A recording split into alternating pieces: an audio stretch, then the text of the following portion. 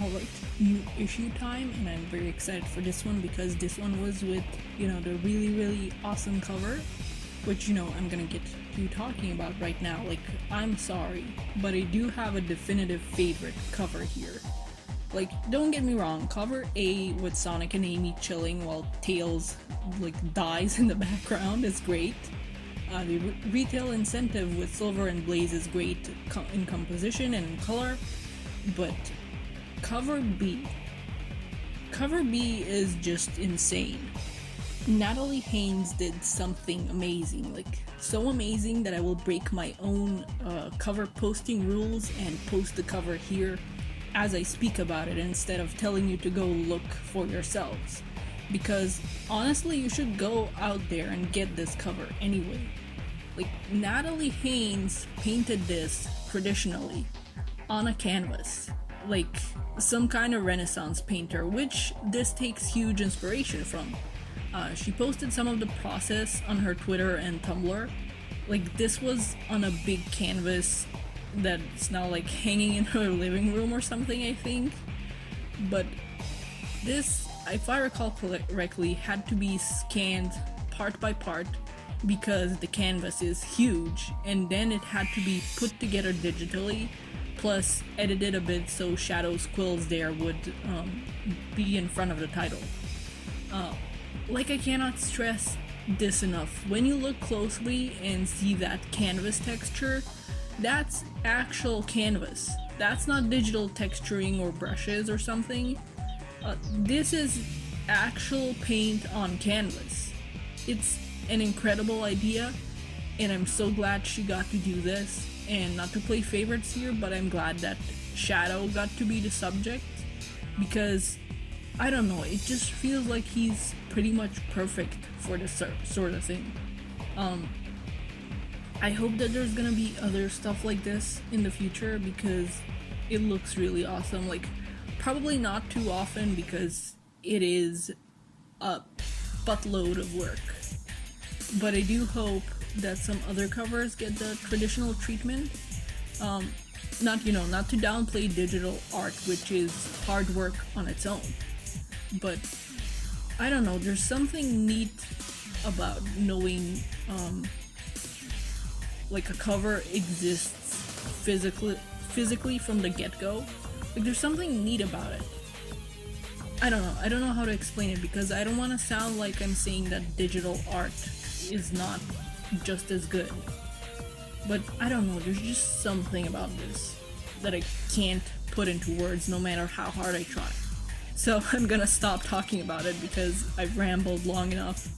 Okay, now that I've rambled so much about comic covers, I'm gonna get to the story, which is where we left off. Team Dark have also shown up in Imperial City. However, they didn't come because of Sonic's call for help, and are here because of Rouge. She calls Omega and Shadow her boys, which, yes, let them be friends, just come on. But Silver is also just distracted enough that he's ended up picking up Blaze upside down with his powers. He just isn't even noticing. Amy is. I think Tails is, but not Silver. But yeah, on Rouge's call, Team Dark is here to check out what's up with Imperial City and help destroy it, and for her maybe help herself to some gems if they find any in Eggman's vault. Eggman makes himself known through speakers only. He's watching everybody and he's seeing everything, and as he introduces everybody to his new city, showman that he is, he sends out something he says he's been saving for quite a while. Since Shadow the Hedgehog's game, to be exact. The Shadow Androids. That's right, that cover didn't feature them just to look awesome.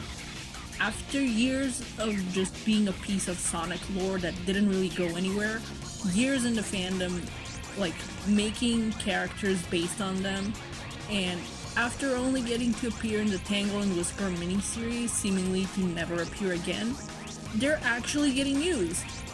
And what was fanon based on a gameplay gimmick becomes canon as they are shown with the usually red markings and shoe bits being in different colors, just like in, the multiplayer mode.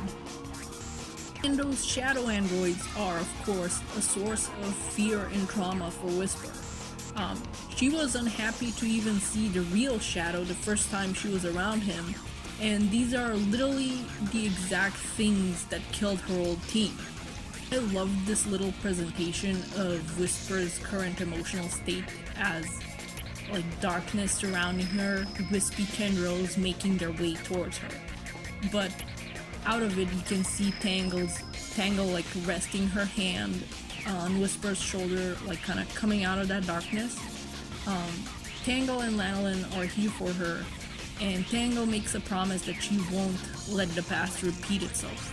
Blaze tries incinerating the androids, but it doesn't work at all. Neither does Amy trying to destroy them with her hammer.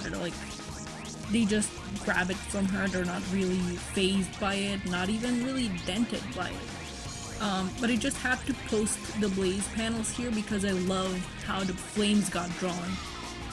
Silver gets to be awesome and makes a ramp by raising a whole chunk of the ground, per Sonic's request. Sonic then grabs his friends and uses the ramp to run and fling himself into the distance and, for now, away from the androids. They go off towards Team Dark to try and help, and this here serves as a reminder that nobody except for, Team Dark, Tangle, Whisper, Mimic, and Eggman really knew about the Shadow androids. And game character-wise, only Team Dark ever got to witness them. Rouge brings up Shadow's chaos powers, which, honestly, we haven't really seen in a long while. He says he can't use chaos control without a chaos emerald, and then Tails points out the crystals all over the city are huge fake chaos emeralds that do generate chaos energy. So he opts to use those, and then we get an awesome full page of him using chaos control to fight the androids. Shadow gets to look awesome again, and it feels like the rest of the cast is echoing the fandom when it comes to letting Shadow use his powers. Sonic mumbles that maybe he should try, to which I say yes, please let Sonic use some manner of chaos powers again beyond his super form. We got to see him use chaos control before. It was mostly in 06, but we also got to see him use a fake emerald in Sonic Adventure 2 to do it. So just, yes, let him use some manner of chaos powers again. Something's wrong, however. Shadow did mention that the energy coming from the crystals felt distorted, and it appears to be too much for him, and he explodes into what appears to be a forceful and all too powerful chaos blast that causes a bunch of the crystals to start sprouting from the ground around him, and I'm pretty sure they end up trapping him. This chaos overload only gets stopped by Eggman, who actually had a system restart in place in case this happened. Once he does that, the crystals stop sprouting like crazy. The system reboot, along with Eggman checking on everything, causes the new diamond cutters to more or less be caught by him, as he can see them now. Eggman gets to be, scary and threatening, and he has more portals, ones that appear more dangerous, since he claims they can scatter people's atoms. Whisper tries to shoot him, and she isn't playing around, she went for the heart. However, even though they're visible now, they still can't interact with others and their surroundings normally, and they just phase through. And the same goes for the blast from the Whisper. Whisper gets caught by this new weapon, and the same thing almost happens to Tangle. But then Lanolin shoves her out of the way, and tells her to find the others.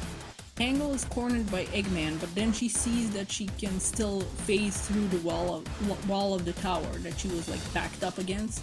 So she just goes through and jumps out. And that's where the issue ends.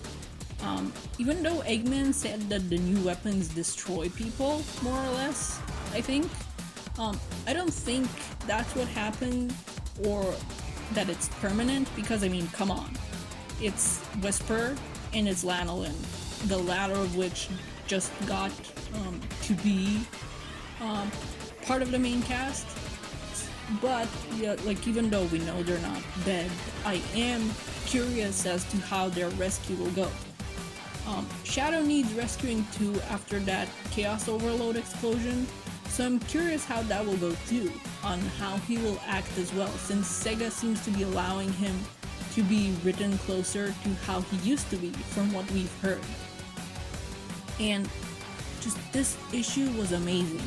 It had Eggman being threatening, Shadow androids, Team Dark being Team Dark and not just like, oh, they're not friends, they're just whatever, and Shadow getting to use his chaos powers again. And once again, they're diving into things I didn't think would see the light of day ever again, or at least anytime soon. The Shadow androids, the fake emeralds, chaos energy and its uses, chaos senses even, because Shadow sensed the energy of the crystals was distorted. With Frontiers diving into the Chaos Emerald lore, and now the comics dipping back into chaos energy, I am very excited for the future. I've always been interested in chaos energy in Sonic's world, so this is like Christmas for me, honestly.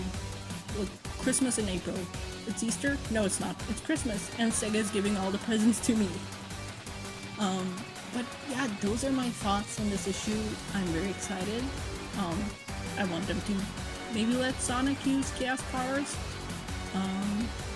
But yeah, that'll be it for my thoughts on this issue.